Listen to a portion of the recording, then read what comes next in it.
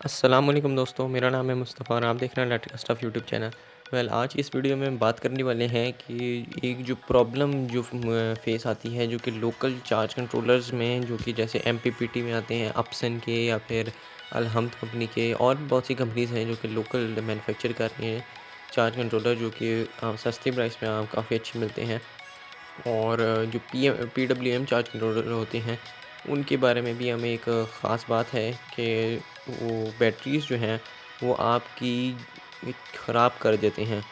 क्यों ख़राब करते हैं, उसको सबसे पहले हम बात करते हैं कि बैटरीज़ की चार्जिंग के फिनोमेना के बारे में, कि बैटरी चार्ज किस तरीके से होती है। तो आपके सामने ये एक ग्राफ है और आपको पता होगा कि बैटरीज़ के 2 चार्जिंग साइकिल्स होते हैं। एक होती है बल्क चार्जिंग और एक होती है फ्लोटिंग चार्जिंग। बल्क चार्जिंग तब होती है जब बैटरीज़ बिल्कुल ड्रेन हुई होती हैं और जो आपका इन्वर्टर है वो या फिर कोई भी चार्ज कंट्रोलर उसको मैक्सिमम एम्पेयर्स और मैक्सिमम वोल्ट से चार्ज कर रहा होता है। और इस पॉइंट पे तकरीबन बैटरीज़ जो होती हैं वो तकरीबन अराउंड 14 वोल्ट के आसपास बल्क चार्जिंग में वो चार्ज कर रहा होता है। और अगर फ्लोटिंग में हो तो वो तकरीबन 13.5 होते हैं एट नॉर्मल। तो यही बात अब हम करते हैं कि आगे मैं आपको कुछ पिक्चर्स वगैरह और भी दिखाऊंगा। तो मसला तब आता है जब जो आपका इन लोड में नहीं होता है, मतलब आपका स्टैंड बाय पे वो चल रहा होता है। मिसाल के तौर पे अगर आप हर रोज़ आप इस्तेमाल कर रहे हैं, एक दिन आप कहीं घर पे नहीं हैं, आप गए हुए हैं, आपका कोई लोड भी नहीं है और बैटरीज़ वो आपकी चार्ज कर रहा है।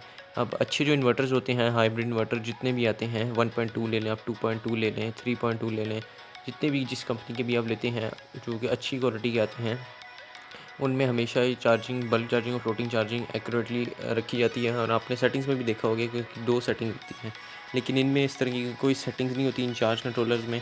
इनमें एक फ़िक्स जो है वोल्टेज सेलेक्ट हुए होते हैं जो कि 14 वोल्ट है।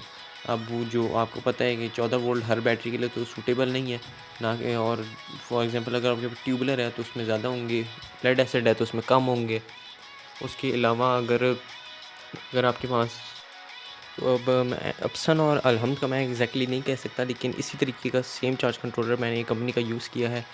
और उसमें ये मसला है कि वो जो चार्जिंग करता है बैटरी की वो सिर्फ एक पॉइंट पे करता है, और जो कि 14 वोल्ट है।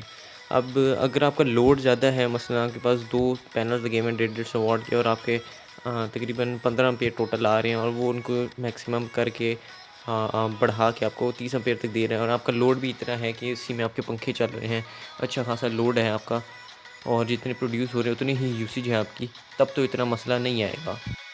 लेकिन अगर आपका सिस्टम स्टैंड बाय मोड पे है और अगर आप फॉर एग्जांपल घर पे नहीं हैं, आप गए हुए हैं पूरे दिन से, तब ये चार्जिंग तो आपकी बैटरी की करता रहेगा, बेशक वो 1 या 2 एम्पीयर से कर रहा हो, लेकिन उसके वोल्टेज जो हैं वो 14 रहेंगे, मतलब 14 से 13.5 तक उसको आना चाहिए, फ्लोटिंग पे आना चाहिए, लेकिन वो कॉन्स्टेंटली 14 वोल्ट की चार्ज कर रहे हैं, क्योंकि इसमें कोई इस तरह का सीक्वेंस नहीं है बल्क और फ्लोटिंग चार्जिंग का। तो ये कॉन्स्टेंटली 14 वोल्ट पे चार्ज करता रहता है, जो कि हर बैटरी के लिए सूटेबल नहीं है। कुछ बैटरीज़ को ज़्यादा चाहिए होती हैं और इसी तरीके से कुछ बैटरीज़ को कम वोल्टेज चाहिए होती हैं, लेकिन फ्लोटिंग में ऑब्वियसली सब बैटरीज़ को कम ही चाहिए होती हैं जब वो फुल चार्ज होती हैं। तब इसका नुकसान क्या है? तो इसका नुकसान ये है कि अगर आपकी बैटरीज़ का, जो आपने अक्सर देखा होगा अगर आप लोकल इस्तेमाल करते हैं, तो इसमें बैटरीज़ का आपका वाटर लेवल बहुत जल्दी-जल्दी डाउन होता है। और अगर आपका यूपीएस के साथ वही बैटरी लगी हुई हो तो उसका इतनी जल्दी डाउन नहीं होता, लेकिन अगर आपने इस चार्ज कंट्रोलर के साथ लगाई हुई है जो 14 वोल्ट पे ही बैटरी को चार्ज करता रहता है, तो इस वजह से आपकी बैटरी का वाटर लेवल भी डाउन होता रहता है और आपकी जो बैटरी की लाइफ है वो कम हो जाती है।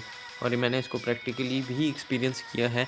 और एक और बात कि जो एमपीपीटी के अलावा जो पीडब्ल्यूएम चार्ज कंट्रोलर आते हैं, उनमें भी आपको कुछ सेटिंग्स इस तरीके से रखनी पड़ती हैं कि अगर आपका बहुत ज़्यादा लोड है तो आप 14 वोल्ट पे रखें, लेकिन आपको इतना लोड नहीं है तो आप उसको कम वोल्ट पे रखें, तकरीबन 13.5 पे, अगर आपकी लेड एसिड बैटरी है। क्योंकि अगर आप उससे ज़्यादा वोल्ट पे रखेंगे, 14.3 इस तरह के, तो आपकी जो बैटरीज़ हैं उन पे अगर लोड नहीं है कोई, वो स्टैंड बाय पे हैं, और अगर सिर्फ हल्की फुल्की चार्जिंग हो रही है, तो इसलिए वो फिर सही नहीं रहेंगे, वो बहुत ज़्यादा वोल्टेज हैं और इससे आपका वाटर लेवल भी डाउन होता रहेगा जल्दी-जल्दी, और इसके अलावा आपकी जो बैटरी की लाइफ है उस पे भी फ़र्क पड़ेगा। तो इसके अलावा अगर आप कोई छोटे इन्वर्टर्स भी ले लें, जैसे कि 1.2 किलोवाट है, या फिर कोई सादा यूपीएस भी है, अगर अच्छी कंपनी का है जैसे होमेज हो गई, या इस तरीके के जो चाइनीज़ चार्ज कंट्रोलर आते हैं, या फिर चाइनीज़ इन्वर्टर जो आते हैं, उनमें भी प्रॉपर फ्लोटिंग और बल्क चार्जिंग का प्रोसेस होता है, ताकि आपकी बैटरी जो अकॉर्डिंग टू एप्रोप्रिएट तरीके से चार्ज हो सके और बगैर बैटरी की लाइफ ख़राब किए। तो इन एमपीपीटी चार्ज कंट्रोलर की प्राइस आपके सामने ही होती है कि 7,000 7,500 तक के मिलने होते हैं।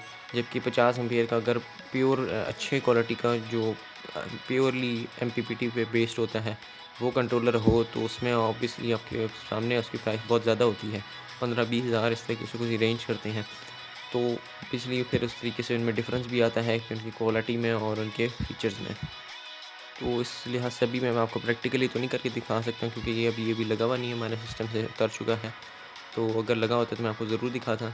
लेकिन अब इसका हल ये है कि अगर आपका पीडब्ल्यूएम चार्ज कंट्रोलर है या कोई भी चार्ज कंट्रोलर है जिसमें आप वोल्टेज सेलेक्ट कर सकते हैं तो उसको आप अपने हिसाब से सेलेक्ट करें।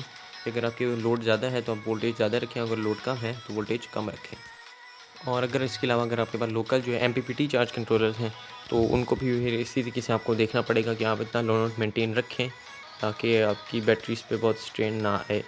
और इसके अलावा वाटर लेवल का आप ख्याल रखना है फिर इसमें, क्योंकि आपको इसमें ज़्यादा रखना पड़ेगा एज़ कम्पेयर टू अगर आपके पास कोई लोकल यूपीएस भी है, मतलब चाइनाज़ यूपीएस जो आते हैं इस तरीके का, तो उनमें भी ऐसी प्रॉब्लम नहीं आती। तो आखिर में वही बात आ जाती है कि अगर कोई चीज़ सस्ती है तो उसमें कहीं ना कोई ऐसा फ़ीचर रिमूव किया गया होगा जिस तरीके से उसको सस्ता बनाया गया है।